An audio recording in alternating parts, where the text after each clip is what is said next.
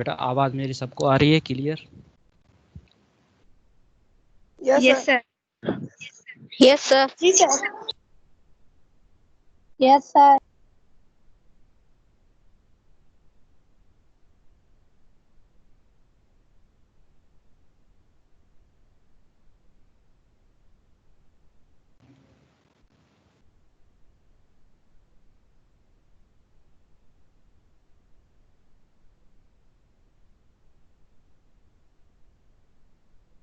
जी बेटा सुमैया आपने hand raise किया था।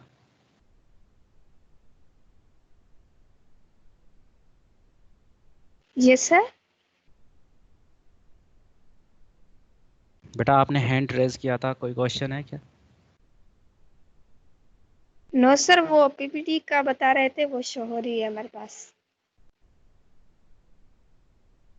अच्छा बेटा, अगर आपको कोई भी क्वेश्चन वगैरह हो तो आपके सामने एक रेज हैंड का जो है ऑप्शन आ रहा है, उसको जब आप क्लिक करेंगे तो मुझे पता चल जाएगा कि किसी बच्चे का कोई क्वेश्चन है। ठीक है बेटा, तो रूल रेगुलेशन को आपको फॉलो करके ये क्लास लेनी है, सही है? Yes sir.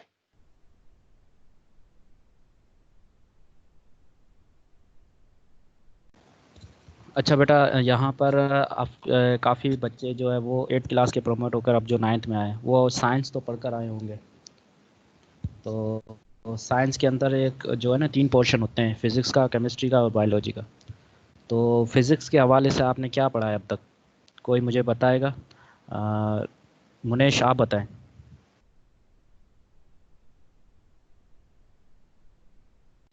सर फिजिक्स के बारे में सर हमने अभी तक सर ज्यादातर नहीं पढ़ा सर, हमने से एनर्जी पढ़ी है सर। जी एनर्जी क्या बिल्कुल है। बेटा, जी बिल्कुल बेटा, एनर्जी भी फिजिक्स के अंदर ही आती है। तो बिल्कुल एनर्जी के बारे में आपने पढ़ा है, तो सही है बेटा, आगे मैं आपसे इसी के बारे में क्वेश्चन करूँगा।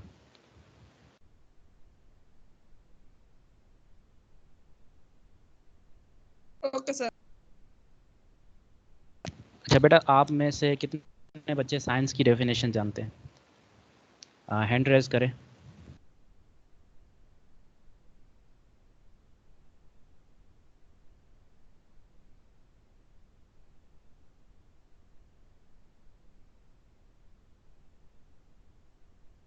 जी बेटा सुमैया आप बताएं।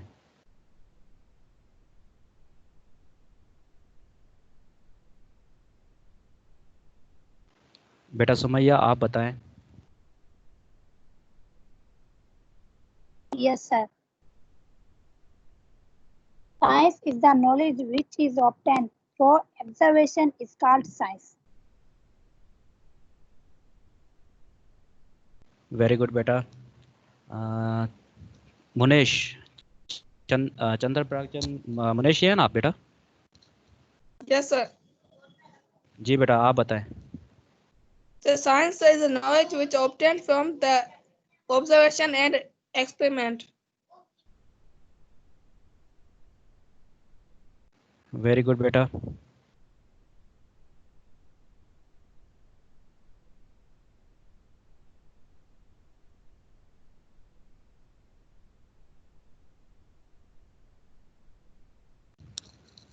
जी बेटा, अब आ जाते हैं साइंस की डेफिनेशन के ऊपर। एक्चुअली साइंस होती क्या है?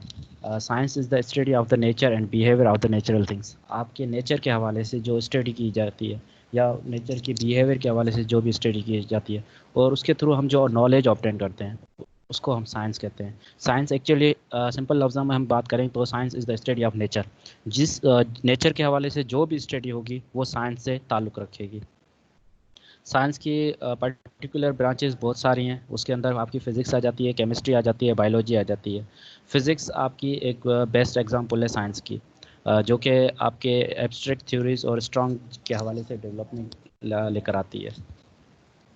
सो साइंस सिंपल लफ्ज़ों में हमने ये डेफिनेशन पढ़ी कि साइंस क्या है? आपकी study of nature.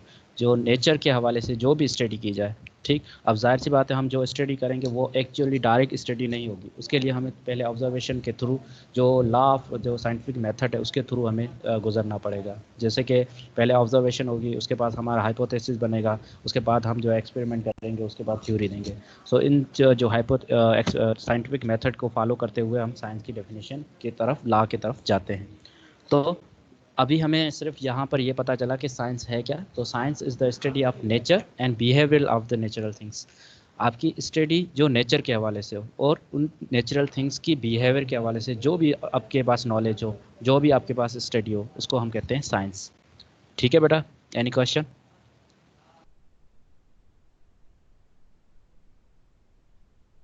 No sir. No, sir. No sir. अच्छा बेटा, अब आ जाते हैं फिज़िक्स के ऊपर कि फ़िज़िक्स आपकी है क्या। जैसे कि हमने पहले पढ़ कर आया कि साइंस जो है वो study of nature and natural behaviour. तो फिज़िक्स की आप भी जो है ना वो नेचर के हवाले से ही ताल्लुक़ रखती है। नेचर के अंदर जो आपका मेन इंपॉर्टेंट टॉपिक आता है इसके अंदर मैटर। ठीक है बेटा। तो यहाँ पर हमारी जो स्टडी होगी वो एक मैटर की होगी और दूसरी होगी आपकी एनर्जी की। फिज़िक्स एक्चुअली में कुछ भी नहीं है, ये एक ब्रांच है, मतलब कि एक वाइड ब्रांच को मतलब कि आपके साइंस क्या थे, एक वाइड रेंज की एक फील्ड थी। उस फील्ड के अंदर आपके डिफरेंट ब्रांचेस निकाली गई है, जिसके अंदर फिज़िक्स भी है, केमिस्ट्री भी है, बायो भी है।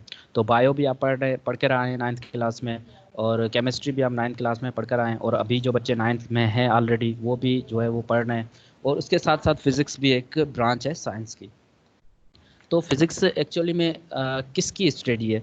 तो यहाँ पर हमें बताया गया है कि physics is the study of energy and matter in space and time, how they are related to each other. Physics जो है आम लफ्ज़ों में एनर्जी और मैटर की स्टडी है, और उसके दरमियान, उनके दरमियान जो आपका स्पेस है और टाइम जो कंज्यूमिंग होता है, और एक दूसरे से वो कैसे रिलेटेड होते हैं, एक दूसरे से वो कैसे इंटरलिंक होते हैं, उस स्टडी को हम कहते हैं फिज़िक्स। उस स्टडी को हम क्या कहते हैं? फिज़िक्स। तो यहाँ पर हमें पता चल रहा है कि फिज़िक्स इज़, सिंपल लफ्ज़ों में, physics is the study of matter and energy and interaction between them. And interaction between them का मतलब है कि they how they are related to each other. Physical assume that experience of mass, length, time, electric current, and the defined given the meaning of all the physical quantity in terms of the basic units. आपकी यहाँ पर कुछ quantity, ये हम आगे चलकर जो है सेकंड चैप्टर पढ़ेंगे, उसके अंदर जो है वो बेसिक क्वांटिटी और ड्राइव क्वांटिटी के बारे में जो डिस्कस करेंगे। फिल वक्त यहाँ पर हमें बताया गया कि यहाँ पर हमारे जो आम रोज़मर्रा की ज़िंदगी के अंदर मास, लेंथ और टाइम, ये आपका कंटिन्यूसली यूज़ होता है। जैसे कि अगर आप कोई भी चीज़ मेजर करते हो तो वो किसी किलोग्राम में मेजर करते हो। जैसे कि अगर आप चीनी लेने जाते हो तो चीनी क्या होती है, चीनी आप क्वांटिटी के हिसाब से लेकर आते हो, 5 किलो 10 किलो, तो वो क्या एक मेजर की गई चीज़ है। इसी तरह से आप कोई भी चीज़ जो है लेने जाओ तो वो किसी न किसी मेजरिंग क्वांटिटी के अंदर आती है, तो वो उसकी मास की क्वांटिटी को मेजर करता है, जिसका यूनिट होता है किलोग्राम। इसी तरह से लेंथ, आप अपनी घर बना रहे हो या अपने कोई प्लॉट वगैरह खरीद कर रहे हो तो उनकी मेजरमेंट करते हो कि ये आपकी कितनी लेंथ का होना चाहिए, ये कितनी। जिस तरह से अगर आप विंडो या डोर बना रहे हो तो उसके लिए भी आपको क्या होता है, लेंथ आपको मेजर की जाती है कि इसकी लेंथ इतनी होनी चाहिए, इसकी विड्थ इतनी होनी चाहिए, इसकी हाइट इतनी होनी चाहिए। इसी तरह से अगर आप टाइम को देखें तो टाइम भी आपका एक जो है वो सर्कल, जैसे कि अगर आपको देखा जाए कि आपका जो सेशन होगा वो 8:45 पर होना था, तो ये क्या एक टाइम है। तो ये सारी की सारी बेसिक क्वांटिटीज़ आती हैं जो आपकी फ़िज़िक्स के अंदर कहलाती है। एनी क्वेश्चन यहाँ तक बेटा?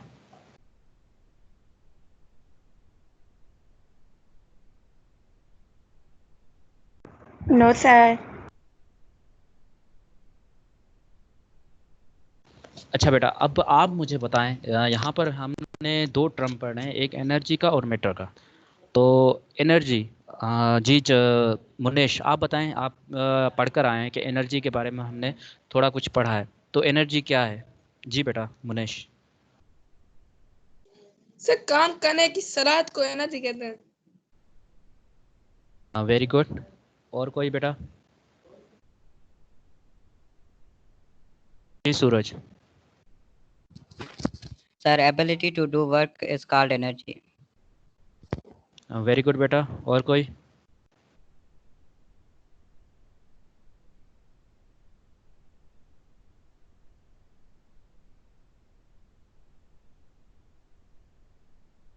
बेटा और सर कोई? काम करने की सलाहियत। वेरी गुड बेटा। और कोई मुझे बताएगा? काम करने की सलाहियत को एनर्जी कहते हैं। जी बेटा नरेंद्र आप बताएं। So the ability to do work is called energy. जी बिल्कुल बेटा सही। एबिलिटी टू डू वर्क, काम करने की सलाहियत, काम करने की सलाहियत को हम कहते हैं एनर्जी। जैसे कि काम करना मतलब कि कोई भी अगर आपको काम करना हो तो उसके लिए आपको एनर्जी चाहिए। जैसे कि अगर आपको घर का पंखा चलाना तो उसके लिए एनर्जी के तौर पर आपको इलेक्ट्रिसिटी चाहिए। उसके बगैर जो है वो आप आप अपना माइक म्यूट कर दें।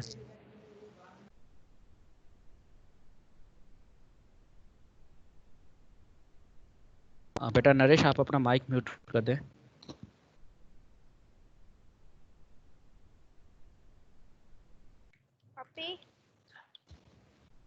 ठीक है बेटा। तो बेटा नरेश आप अपना माइक म्यूट कर दें।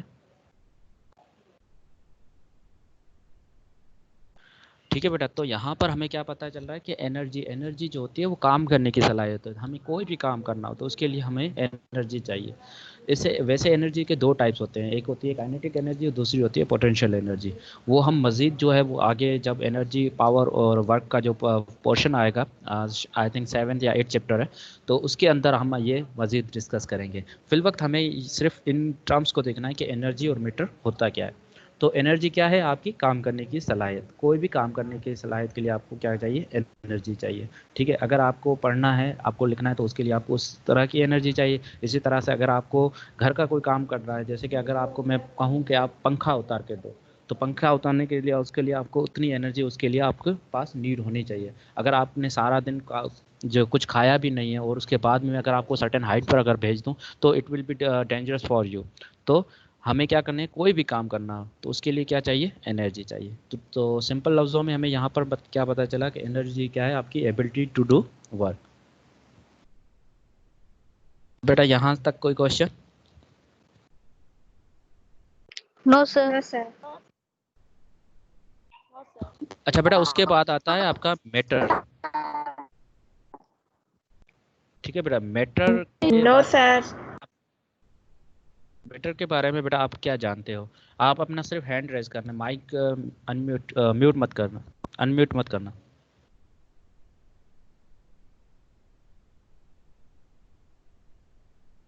जी सूरज आप बताएं। सर जो वजन रखे और जगह के उसको matter. Sir, anything which occupy space and have some mass.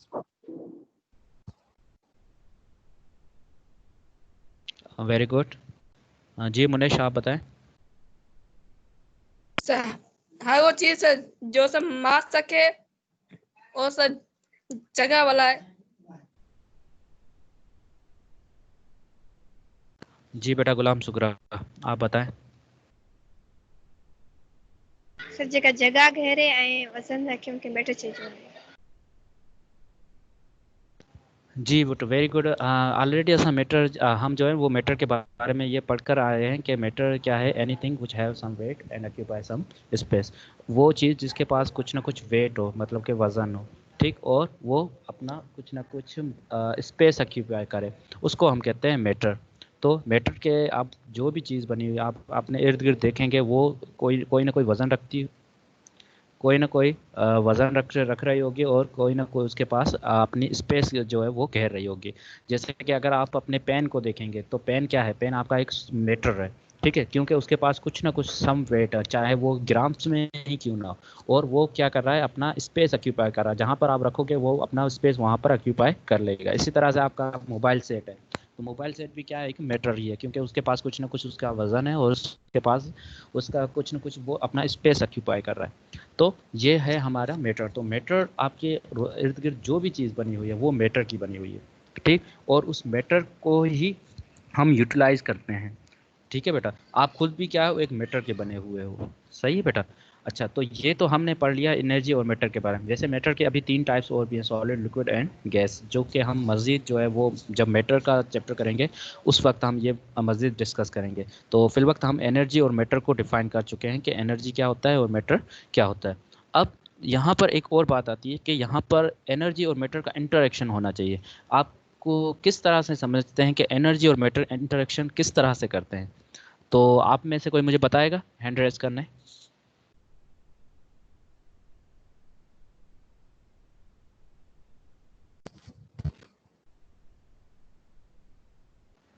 जी बेटा मुनेश। सर जैसे कि सर पंखा सब मैटर है, वो सर जो इलेक्ट्रिक करंट है सर वो एनर्जी है, और सर एनर्जी और मैटर जब मिलते हैं तभी सर पंखा चलता है।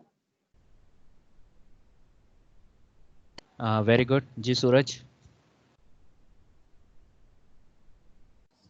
सर असांखे गाॾी खे हलायूं था त उनमें जेका असां फोर्स ॾियूं था उहा बि माना पंहिंजो मीटर जो ऐं एनर्जी जो करे थी। वेरी गुड बेटा। और कोई बेटा मुझे बताना चाहेगा?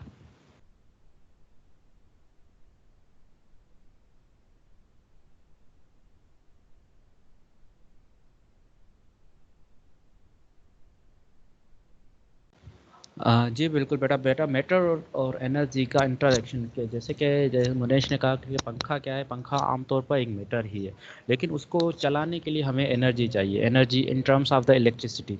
तो मैटर को हमने क्या किया, एनर्जी की मदद लेकर उसको यूटिलाइज़ किया, और उसकी वजह से हमें क्या मिला, पंखे की मदद से हमें हवा मिली। इसी तरह से हमें सूरज ने बताया कि अगर कोई किसी चीज़ को धक्का देंगे, फोर्स लगाएंगे, तो क्या कर रहे हैं, हम अपनी एनर्जी यूटिलाइज कर रहे हैं, और एनर्जी यूटिलाइज करने के लिए किसी चीज़ के अंदर जो भी चीज़ मैटर की हो, चाहे वो कोई कार हो चाहे बाइक हो, उसके अंदर हम क्या कर रहे हैं, उसके अंदर एनर्जी लाकर उसके एनर्जी को यूटिलाइज करके उसके अंदर मोशन प्रोड्यूस करवा रहे हैं।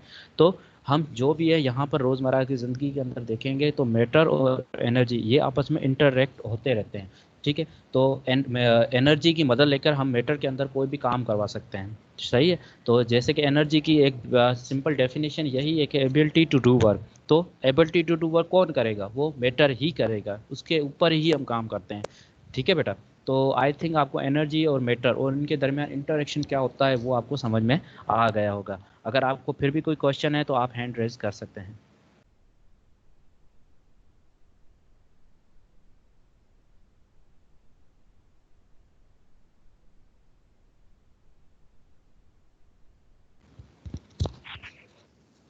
अच्छा बेटा, यहाँ पर आप देख सकते हैं कि in science matter in terms of any type of the material, matter is anything that has a mass and takes up the space। यहाँ पर आप देख सकते हैं कि हर वो चीज़ जिसके पास कुछ ना कुछ मास हो और वो अपनी स्पेस को घेर रहा हो, उसको हम मैटर कहते हैं। जैसे कि अगर आप यहाँ पर आयरन की रॉड तलवार देख रहे होंगे, तो ये भी क्या है, आपका मैटर है। एक पर्सन जो लैपटॉप चला रहा है वो भी क्या है, एक मैटर है। इसी तरह से आपके फिश जो वाटर से छलांग लगा रही है वो भी आपकी क्या है, एक मैटर है। इसी तरह से मोबाइल फ़ोन या सैंडविच जो उसके पास है वो भी क्या है, एक मैटर की टाइप है। ठीक है बेटा, क्लियर? Yes sir. सर अच्छा बेटा, उसके बाद आ जाते हैं एनर्जी के ऊपर। तो एनर्जी क्या होता है in physics, energy is the capacity to do work या ability to do work that influence the required to perform in action. कोई भी हमें एक्शन परफॉर्म करने के लिए, मतलब कोई भी हमें काम परफॉर्म करने के लिए हमें एनर्जी की नीड होती है। तो एनर्जी आम लफ्ज़ों में यही कहा जाता है कि काम करने की सलाहियत। हमें कोई भी काम करना हो तो उसके लिए कुछ ना कुछ सलाहियत होनी चाहिए। जैसे कि अगर आपको मैं कोई क्वेश्चन दे दूँ, ले सपोज मैंने आपसे कहा कि फ़िज़िक्स की मुझे डेफिनेशन बताओ, तो फिज़िक्स की डेफिनेशन के लिए आपको पहले वो प्रायर नॉलेज होनी चाहिए कि मैंने क्या पढ़ा है फिज़िक्स के अंदर। ठीक है बेटा, तो उसको आप रिलेट करके आप क्या कर रहे हो, आप मुझे बता रहे हो। तो ये क्या थी, आपकी कैपेसिटी थी जो आपने यूटिलाइज़ की है। इसी तरह से अगर आप देखोगे कि कोई चीज़ है उसको आप एक्शन परफॉर्म करना है, जैसे कि अगर आपको पंखे को एक्शन परफॉर्म करवाना है, पंखे को चलाना है, तो उसके लिए आपको एनर्जी की नीड ज़रूर है। और वो नीड आपको कैसे, आप अपने हाथों से वो पंखा नहीं चलाओगे, वो आपको इलेक्ट्रिसिटी की नीड होगी, और इलेक्ट्रिसिटी यहाँ पर आपका एनर्जी का काम कर रहा है। ठीक है बेटा, क्लियर है? Yes sir. Yes, sir. Yes, sir.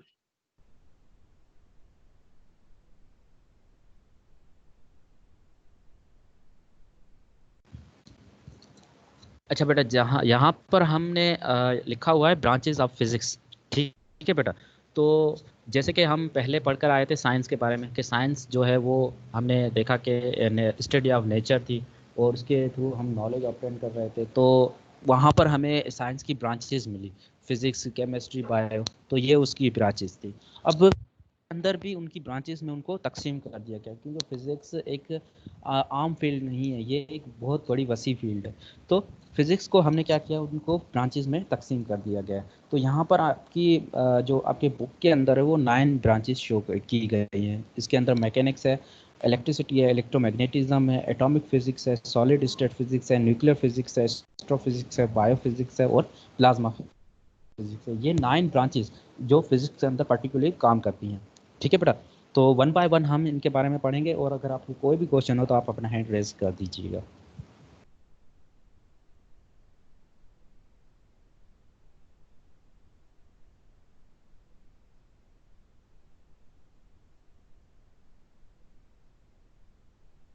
अच्छा बेटा, यहाँ पर मैकेनिक्स लिखा हुआ है। अच्छा, आप में से कोई मुझे पढ़कर बताए कि ये क्या लिखा हुआ है। नरेंद्र, आप बताएं क्या लिखा हुआ है यहाँ पर।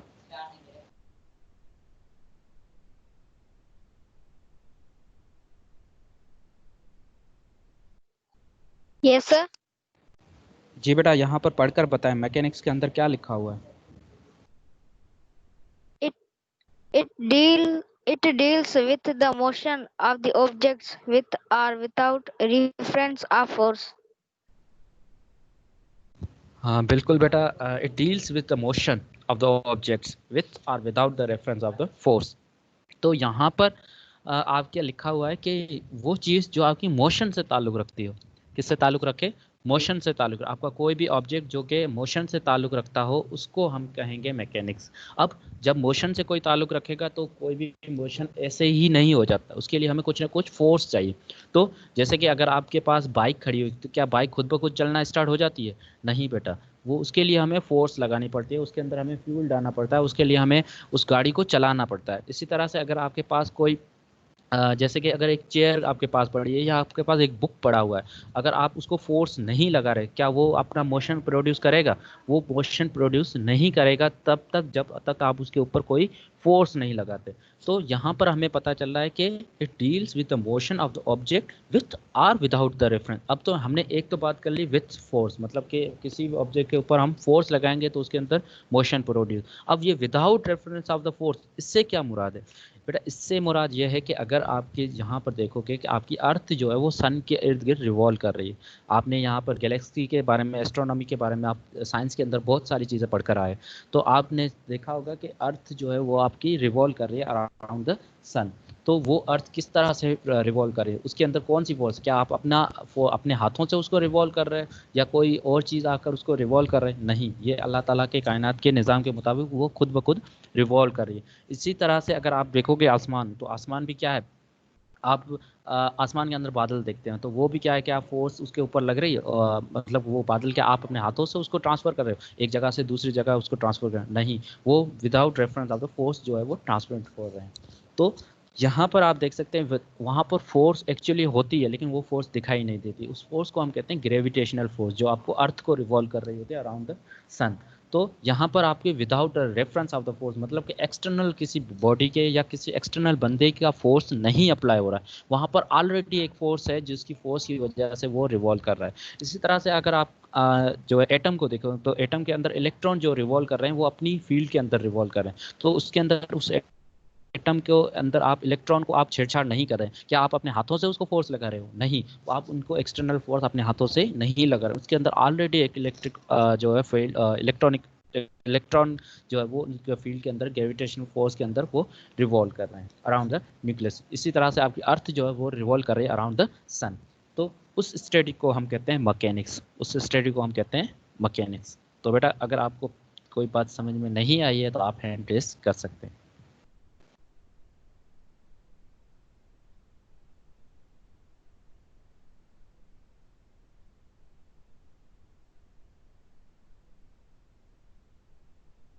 मेरा मैकेनिक्स क्लियर हो गई है? किसी का हैंड रेज नहीं हुआ है आई थिंक, तो सबको मैकेनिक्स क्लियर हो चुकी है।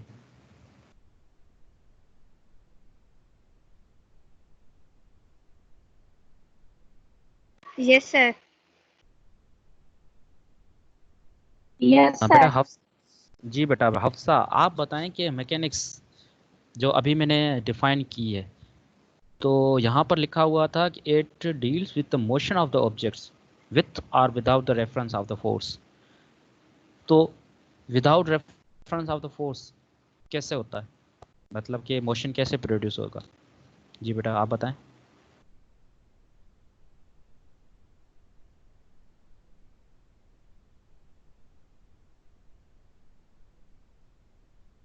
बेटा हफ्सा, मेरी आवाज़ आ रही है आपके पास?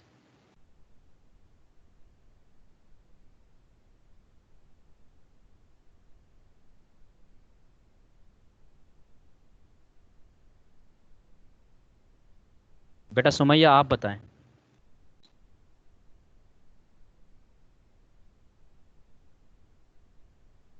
बेटा सुमैया आवाज़ आ रही है मेरी? जी जी सर, तव्हांजी आवाज़ सही अचे पई सर। सर ॿार रेस्पॉन्स कोन पिया कनि, सो उन लाइ नालो खणी इन्हनि खां पुछां पियो। सो अञा ताईं न हाँ, हफ्सा। ॿार काफ़ी जेको सो झिझक महसूस कनि था ॻाल्हाइण जे लाइ। कल्ह मूं बि हिननि सां ॻाल्हायो त माना वॾियूं मिंथूं मिंथूं करे तंहिंखां पोइ हिननि वञी रिप्लाई कयो त ॿार थोरो मिड़ई शर्माईंदा। न न सर, पहिरीं जेको आहे रेस्पॉन्स कयो पिए, हींअर ई मतिलबु हिननि शायदि थी सघे नेटवर्क प्रॉब्लम, हिननि आवाज़ न पहुचंदो हुजे। थी सघे थो, माशाल्लाह अटेंडेंस सुठी आहे, 10 ॿार आहिनि हींअर बि। जी सर, अटेंडेंस त सुठी आहे। अञा काफ़ी ॿार जेको आहे मैट्रिक जा बि कोन था अचनि। सो ॾिसजे हाणे जेके 9th में प्रमोट थी आया आहिनि उहे बि काफ़ी घटि आहिनि हिते नज़र अचनि था। सही सर, अची वेंदा। कुझु त नेटवर्क जा प्रॉब्लम आहिनि, कुझु न पैकेज वग़ैरह जो मसइलो हूंदो आहे। इहे पंहिंजी जॻह ते ॿारनि सां बि मजबूरियूं आहिनि। जी बिल्कुलु sir.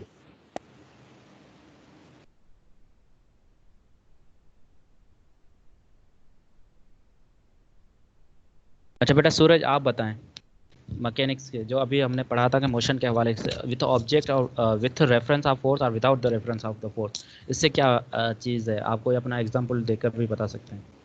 Sir with the reference of force, इससे हम ये एग्जांपल दे सकते हैं कि अगर कोई हम बुक एक जगह पर पढ़ी हो, ठीक है, तो सर वो अपने आप नहीं खुलेगी, हम उस पर कोई फोर्स अप्लाई करेंगे तभी वो खुलेगी।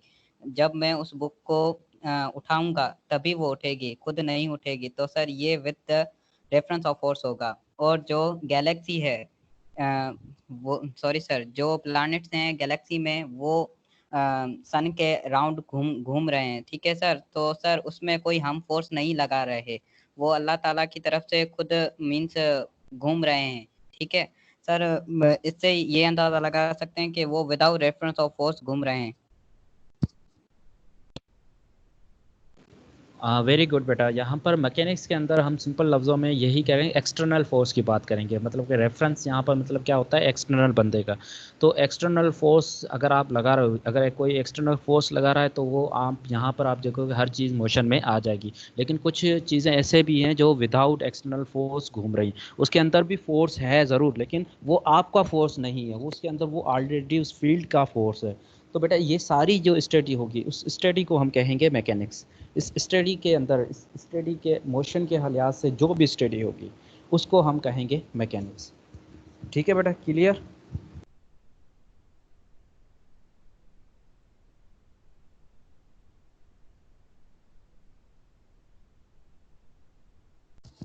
Yes sir, clear.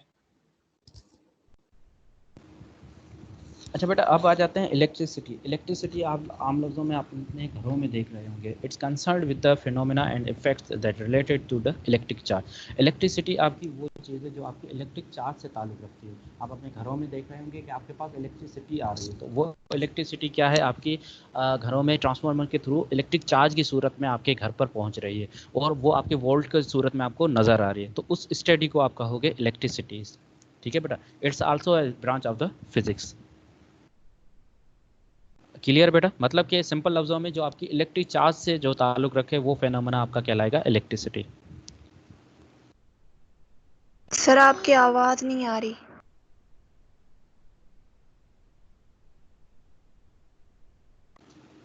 बेटा मेरी आवाज़ अब आ रही है?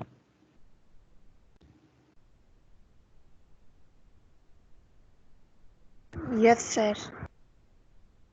बेटा हम यहाँ पर इलेक्ट्रिसिटी के बारे में पढ़ रहे हैं कि it concern with the phenomena and effects related to the electric charge. आपका वो फेनोमेना जो आपके इलेक्ट्रिक चार्ज से ताल्लुक़ रखता हो उसको हम कहते हैं इलेक्ट्रिसिटी। आपके घरों में आपके पास इलेक्ट्रिसिटी आ रही है, ठीक है बेटा, जो कि आपके घर पर मौजूद है। अभी आपके पास जैसे कि कोई भी मोबाइल चार्ज करता है तो वो क्या है, वो चार्ज इलेक्ट्रिक चार्ज के थ्रू जो है वो चार्ज कर रहा होता है। जैसे कि अगर आपके पास करंट जो आपको महसूस हो रहा है तो करंट आपका एक सिंपल इलेक्ट्रिक चार्ज है, सही है बेटा, और वो फ्लो होकर आ रही है थ्रू द ट्रांसफार्मर। ट्रांसफार्मर के थ्रू आप देखोगे लाइन जो है लाइनें जो थंबों में लगी हुई होती हैं, तो वो क्या है, वो चार्ज को फ्लो करवा रही है। तो उस फेनोमेना को जो इलेक्ट्रिसिटी के इलेक्ट्रिक चार्ज से ताल्लुक़ रखती है उसको हम कहेंगे इलेक्ट्रिसिटी। आई थिंक आपको ये बात समझ में आ गई होगी कि सिंपल लफ्ज़ों में हमें बात करनी है सिर्फ इलेक्ट्रिक चार्ज की। जो इलेक्ट्रिक चार्ज से ताल्लुक़ रखती हो उस ब्रांच को हम कहेंगे इलेक्ट्रिसिटी। ठीक है बेटा, clear? Yes sir. Yes sir. अच्छा बेटा, उसके बाद आ जाता है electromagnetism. It deals with observation principle laws and method that are related to the electricity and magnetism. बेटा यहाँ पर आपका इलेक्ट्रिसिटी तो ऑलरेडी है ही, उसके साथ साथ मैग्नेटिज्म, मतलब कि उसके अंदर कौन सी जो है वो मैग्नेटिज्म यूज़ किया जा रहा है, कौन सा मेथड यूज़ कर रहे हैं, जिसको हम ऑब्जर्वेशन प्रिंसिपल और लॉज की जो है ताल्लुक़ रखता है उसके अंदर। तो यहाँ पर दो चीज़ें आ जाएगी, एक तो इलेक्ट्रिसिटी ऑलरेडी हो और दूसरी हो जाए मैग्नेटिज्म। आम लफ्ज़ों में हम यहाँ पर देखें कि आपके पास घरों में जनरेटर होंगे, ठीक है बेटा, तो जनरेटर क्या कर रहा है, आपको इलेक्ट्रिक करंट जो है वो प्रोड्यूस कर रहा है। हालांकि उसके पास कोई ट्रांसफार्मर तो नहीं है, हालांकि उसके पास कोई और भी चीज़ नहीं है, लेकिन वो क्या कर रहा है, आपको मैग्नेटिज्म, एक मैग्नेटिज्म बना हुआ है, एक प्रोसेस बना हुआ है जो क्या करता है, आपका फ्यूल को, अब वो फ्यूल पेट्रोल भी हो सकता है या आपका जो घरों में गैस है वो भी हो सकती है। अब उस एनर्जी को जो फ्यूल है या आपके पास घरों में जो गैस है उसको क्या कर रहा है, एनर्जी को कन्वर्ट कर रहा है, और वो कन्वर्ट किसी मैकेनिज्म के थ्रू कर रहा है, और वो उसके थ्रू हमें क्या मिल रही है, इलेक्ट्रिसिटी मिल रही है। तो उस स्टडी को हम कहेंगे इलेक्ट्रोमैग्नेटिज्म। ठीक है बेटा, क्लियर?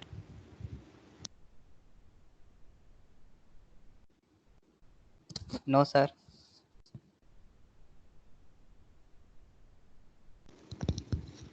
बेटा यहाँ पर जो इलेक्ट्रोमैग्नेटिज्म मतलब कि उसके अंदर दो चीज़ें आ जाए, एक तो आपकी इलेक्ट्रिसिटी आ जाए और दूसरा आपका मैग्नेटिज्म। मैग्नेटिज्म का मतलब होता है कि प्रोसेस, किस तरह से वो प्रोसेस कर रहा है। जैसे कि ट्रांसफार्मर जो होता है वो आपका एक मैग्नेटिज्म है, उसको भी हम इलेक्ट्रोमैग्नेटिज्म के अंदर थ्रू लेकर आ सकते हैं। मैग्नेटिज्म यहाँ पर आपको देख रहे होंगे मैग्नेट, मैग्नेटिज्म के अंदर क्या आ रहा है, एक मैग्नेट आ रहा है, ठीक है बेटा। तो वो क्या कर रहा है, वो मैग्नेट आपका एक प्रोसेस करवाता है, उस चीज़ को जो है वो काम में लेकर आता है। तो वहाँ पर हमारे क्या, एक उसके अंदर इलेक्ट्रिसिटी हो और दूसरा उस प्रोसेस को चलाने का तरीक़ेकार हो, और वो तरीक़ेकार किससे फॉलो होगा, ऑब्जर्वेशन प्रिंसिपल और लॉज को फॉलो करके उनको जहन में रख कर फॉलो होता है। तो उस चीज़ को हम कहते हैं इलेक्ट्रोमैग्नेटिज्म। जैसे कि घरों में आपका पंखा जो चल रहा है तो वो पंखा भी एक मैग्नेटिज्म के मुताबिक बना हुआ है, सही है बेटा। तो उसके उस स्टडी को हम कहेंगे इलेक्ट्रोमैग्नेटिज्म। ठीक है, अभी किसी का क्वेश्चन कोई? No sir. नो।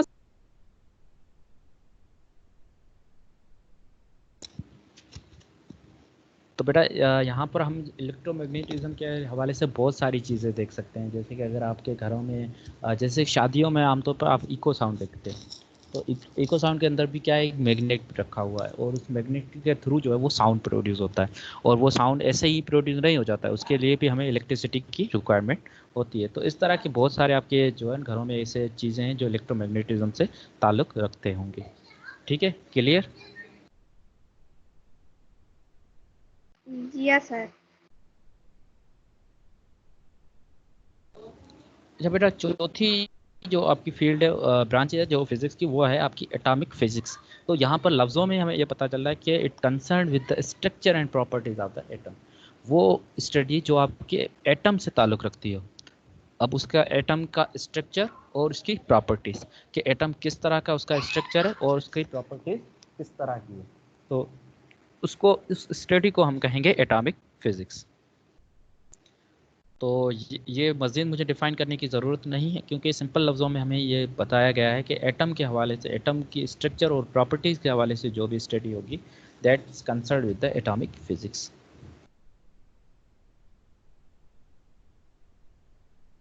बेटा इसमें कोई कंफ्यूजन अभी तक जो हमने पढ़ा नो है? सर, दोबारा रिपीट कर।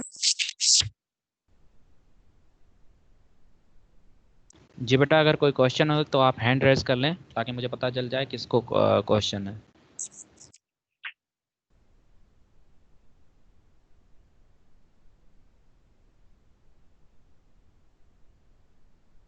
किसी ने हैंड रेज नहीं किया है तो मुझे लगता है कि सबको ये क्लियर है। सिंपल लफ्ज़ों में हम एटॉमिक फिजिक्स के हवाले से यही कह रहे हैं कि एटम, आपने केमिस्ट्री के अंदर एटम एटम एटम ही पढ़ा होगा। आई थिंक केमिस्ट्री के अंदर और चीज़ तो है ही नहीं, तकरीबन एटम के बारे में ही पढ़ते रहते हैं। एटम को यहाँ से यहाँ करना है, उसकी कॉन्फ़िगरेशन ये है, उसकी शेल इतने हैं, सब शेल इतने हैं। तो उस स्टडी के हवाले से हम फिज़िक्स के अंदर जो उसके स्टडी करेंगे वो आपकी कहलाएगी एटॉमिक फ़िज़िक्स। अब ये एटॉमिक फ़िज़िक्स क्यों है? क्योंकि एटॉमिक फ़िज़िक्स के थ्रू ही हम जो है वो न्यूक्लियर स्टेट के हवाले से जो चीज़ें करते रहते हैं। जैसे कि आप एटम बम बनाते हो, तो एटम बम के लिए आपको पहले तो एटम के बारे में नॉलेज होनी चाहिए कि एटम के अंदर है क्या चीज़। इसी तरह से अगर आप एटम के अंदर दूसरी कोई चीज़ कर रहे होते हो तो वो पहले आपको एटम की स्ट्रक्चर के बारे में पता होना चाहिए, प्रॉपर्टीज़ के बारे में पता होना चाहिए। तो जैसे कि अगर आप देखोगे कि आप का जो मुल्क है वो बहुत ही स्टडी कर रहा है एटॉमिक के हवाले से, तो उस स्टडी को फिजिक्स के अंदर, उस स्टडी को हम कहेंगे एटॉमिक फिजिक्स।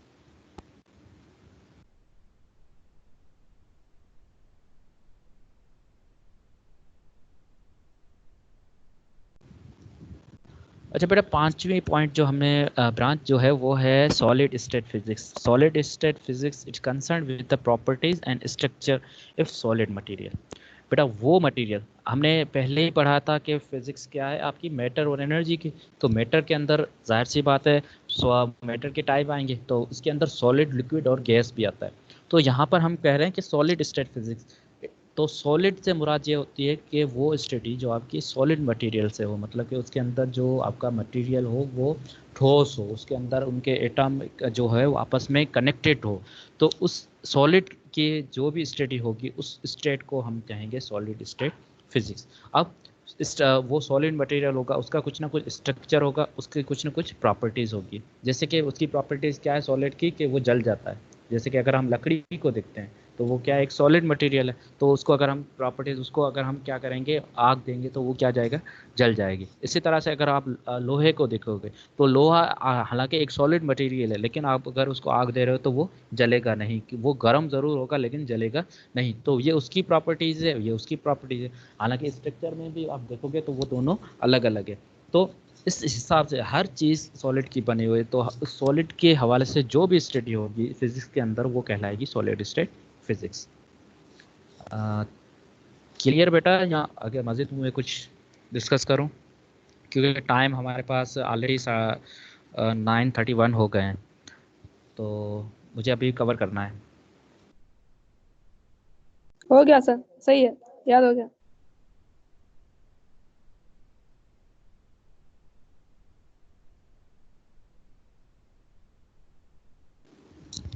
अच्छा बेटा, उसके बाद आ जाती है न्यूक्लियर फिजिक्स। न्यूक्लियर फिजिक्स जो होती है वो आपकी स्ट्रक्चर प्रॉपर्टीज, जिस तरह से आपने एटम के बारे में पढ़ा था तो वो आपकी एटमिक फिजिक्स कहलाई थी। अब एटम के अंदर आप देख रहे हो कि न्यूक्लियस भी है, तो एटम को एक सिंपल चीज़ नहीं है, उसके अंदर बहुत सारी चीज़ें आती है। तो न्यूक्लियाई ऑफ एटम के हवाले से जो रिएक्शन, जो उसके स्ट्रक्चर, जो प्रॉपर्टीज़ होंगी, उस फिजिक्स, उस स्टडी को आप कहोगे न्यूक्लियर फिजिक्स। तो न्यूक्लियर स्टेट होना, न्यूक्लियर स्टेट मतलब कि आपका, जैसे कि आपके पास अभी एटम बम है तो आप अपने मुल्क को कह सकते हो कि ये हमारा एक न्यूक्लियर स्टेट है, क्योंकि आपके पास वो न्यूक्लियर, मतलब कि उस एटम, उस न्यूक्लियस के थ्रू जो है वो एक एटम बम बनाया है, जिससे आप किसी भी, मतलब कि आप अपने आप को एक ताकतवर मुल्क बना दिया है, वो न्यूक्लियर स्टेट की वजह से बना दिया गया है। तो उस स्ट्रक्चर, मतलब एटम के न्यूक्लियस के हवाले से, न्यूक्लियाई के हवाले से जो स्टडी होगी, उसके स्ट्रक्चर के हवाले से, उसके प्रॉपर्टीज़ के हवाले से, उसके रिएक्शन के हवाले से, ठीक है बेटा। तो एटम के न्यूक्लियाई के हवाले से जो भी स्टडी होगी वो आपकी कहलाएगी न्यूक्लियर फिजिक्स।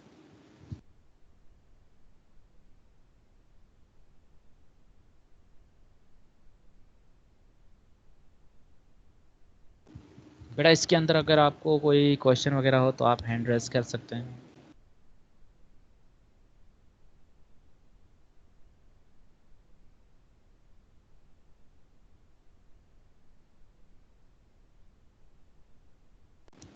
बेटा क्लियर है सबको? Yes sir. Yes sir. Yes sir. Yes sir.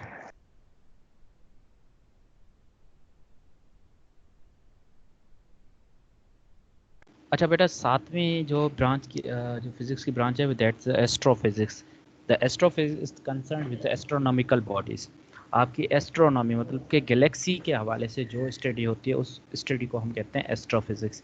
जैसे कि अगर आपको चांद नज़र नहीं आता है तो आप टेलीस्कोप के थ्रू आप उस चांद को नज़र देख सकते हैं। ईद का चांद नज़र नहीं आया, आम दिनों में जो आप जब ईद होती है तो आपको चांद नज़र नहीं आता है, लेकिन हम टेलीस्कोप यूज़ करके उसको देख सकते हैं। तो हम क्या करते हैं, टेलीस्कोप क्या है, एक एस्ट्रोनॉमिकल इंस्ट्रूमेंट है जिसके वजह से हम चांद को दूर दराज चीज़ों को देख सकते हैं। इसी तरह से अगर आपके जो सैटेलाइट्स जो होती हैं, जैसे कि अगर आपके घरों में जो जैसे कि न्यूज़ चैनल चल रहे होते हैं, हालांकि वो न्यूज़ चैनल कोई यहाँ पर नहीं बने हुए, वो आपके दूसरे शहरों में या दूसरी चीज़ों में दूसरी जगहों के हर डिटेल्स आपके पास आ जाती है। जैसे कि अगर आप गूगल के थ्रू भी अगर आप कोई चीज़ को फाइंड करते हैं तो वो आपके चंद सेकंड के अंदर आपके पास आ जाती है। तो वो उस चीज़ों का आपके पास इतना जल्दी आ जाना वो क्या है, वो एस्ट्रोनॉमिकल मतलब कि आपका उसकी सैटेलाइट्स भेजी कहीं गई हैं आपकी अर्थ के इर्द गिर्द।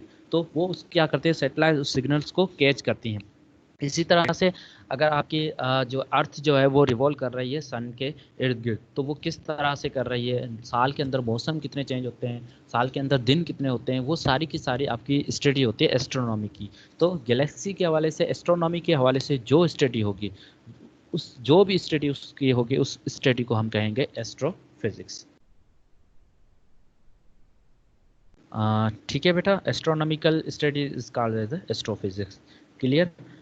अगर बेटा कहीं पर भी आपको कन्फ्यूजन हो तो आप हैंड रेज ज़रूर कर देना। ऐसा ना हो कि अगर आप टॉपिक समझ में ना आए, खैर हालांकि आपके पास ये वीडियो ज़रूर होगी, आप इसको रिपीट भी कर सकते हैं। जैसे चैट बॉक्स में जाकर आपके पास ये स्लाइड्स भी होंगे और ये आपका सारा का सारा मटेरियल रिकॉर्डेड होगा अभी सही, आप वहाँ से भी देख सकते हैं। लेकिन अभी भी अगर आपको कन्फ्यूजन है तो आप हैंड रेज कर सकते हैं।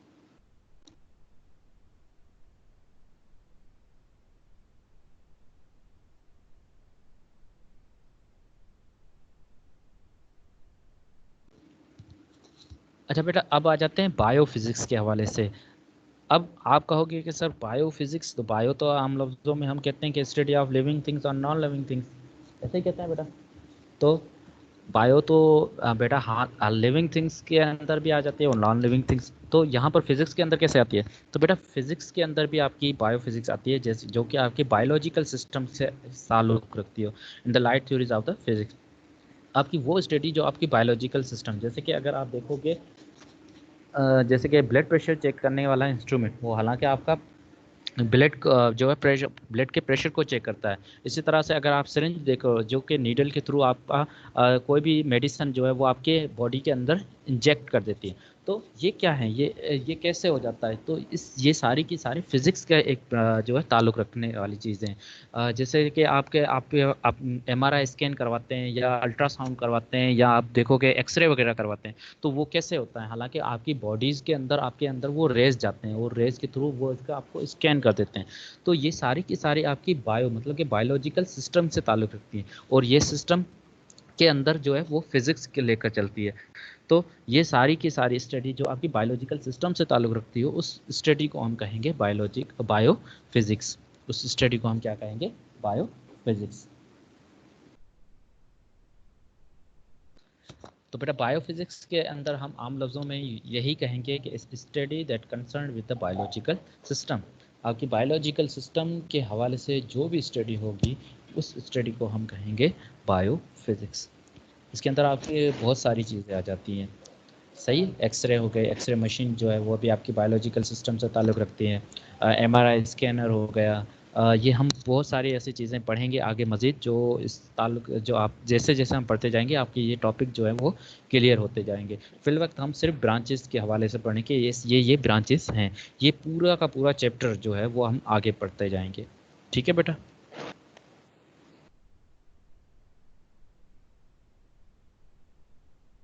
बेटा यहाँ तक किसी को कोई क्वेश्चन?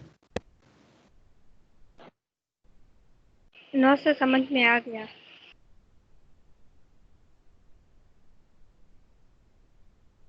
बेटा नरेश, आप अपना जो है माइक जो है वो अनम्यूट कर देते हैं। कोई आपका क्वेश्चन है? अगर कोई क्वेश्चन वगैरह है तो बेटा आप पूछ सकते हैं।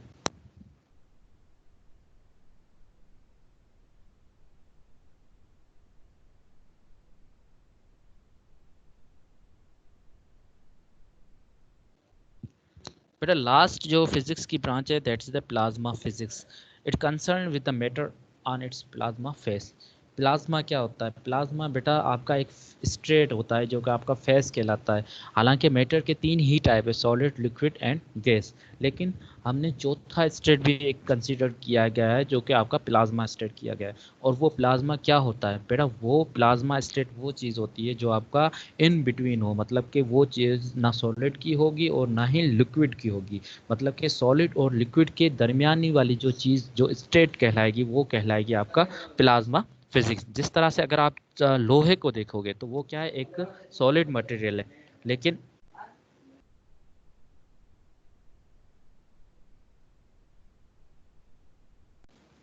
अगर आप यहाँ पर लोहे को देखोगे तो वो क्या है, एक सॉलिड मटेरियल है। हालांकि वो सॉलिड तो है, लेकिन अगर आप उसको जैसे जैसे हीट अप करते जाओगे तो वो अपनी स्टेट जो है वो चेंज करता जाएगा। वो आहिस्ता आहिस्ता आहिस्ता मतलब कि वो लिक्विड बनना स्टार्ट हो जाएगा। तो लिक्विड बनने से पहले वो एक इस ऐसी स्टेट आएगी जो कि वो ना लिक्विड का स्टेट होगा और ना ही सॉलिड का स्टेट होगा, वो जेली नुमा होगा। उस जेली नुमा स्टेट को हम कहेंगे प्लाज्मा स्टेट।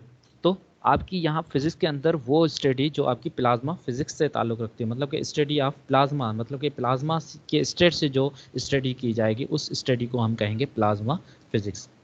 तो प्लाज्मा स्टेट क्या है? Plasma is a state of matter which consists of the highly ionized atom bear the nuclear without electron and electrons। मतलब कि हम क्या कहेंगे, उस इलेक्ट्रॉन जो आपके पास एटम जो है उसको हम आयोनाइज करेंगे, उसके इलेक्ट्रॉन्स को आयोनाइज करेंगे, मतलब कि मोर एनर्जाइज करेंगे। तो इससे क्या होगा, वो इलेक्ट्रॉन या तो चले जाएंगे या तो इलेक्ट्रॉन आपके वहाँ पर कंसिस्ट करते रहेंगे। तो उस स्टडी को, उस चीज़ को हम कहेंगे प्लाज्मा फिजिक्स। क्लियर बेटा?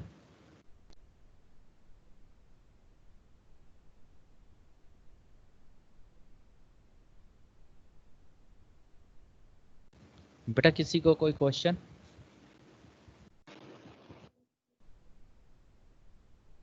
No sir. तो बेटा आम लफ्ज़ों में हम ये कहेंगे प्लाज्मा एक स्टेट है जो कि आपका वो स्टेट, मतलब कि वो स्टेट मतलब आएगा in between solid and liquid. Solid और लिक्विड के दरमियान का जो स्टेट आता है उस स्टेट को हम कहते हैं प्लाज्मा स्टेट। और उसके हवाले से जो भी हम स्टडी करेंगे फिजिक्स के अंदर वो कहलाएगी प्लाज्मा फिजिक्स।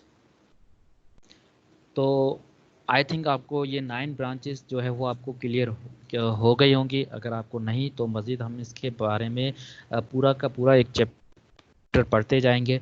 और उम्मीद है करता हूँ कि आपको ये सारी के सारी टॉपिक जो है वो अब आसानी कवर हो जाएंगे। अगर आपको फिर भी अगर कोई कन्फ्यूजन है तो आप मुझसे पूछ भी सकते हैं चैट बॉक्स में, या इसी सेशन के चैट बॉक्स में आप पूछेंगे।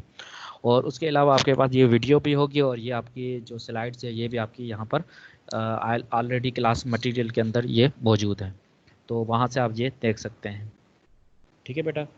तो अगर कोई क्वेश्चन है तो आप हैंड रेज कर सकते हैं, अदरवाइज हमारा आज का टॉपिक जो है वो अब कवर हो चुका है।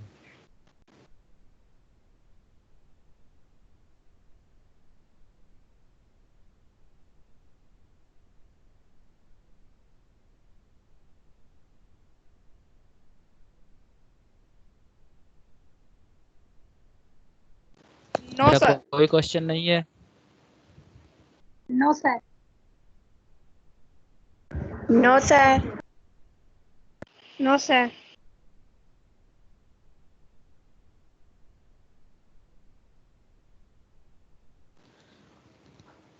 चलो ठीक है बेटा, अब टाइम बहुत हो चुका है। आप जो है वो 1 बाय 1 जो है वो क्लास लीव करते जाएं। ठीक है बेटा? अल्लाह हाफिज़। अल्लाह हाफिज sir. Thank you. Thank you sir.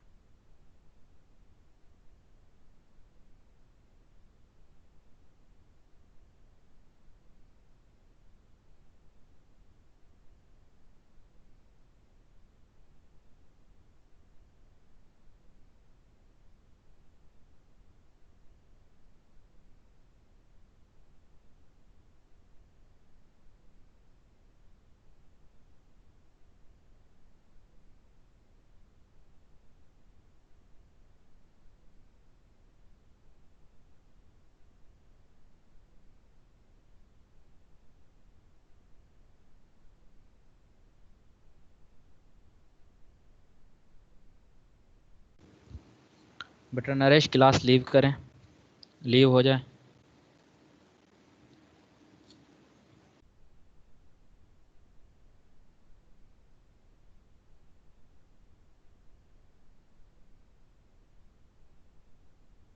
सदस्य आप भी क्लास लीव करें।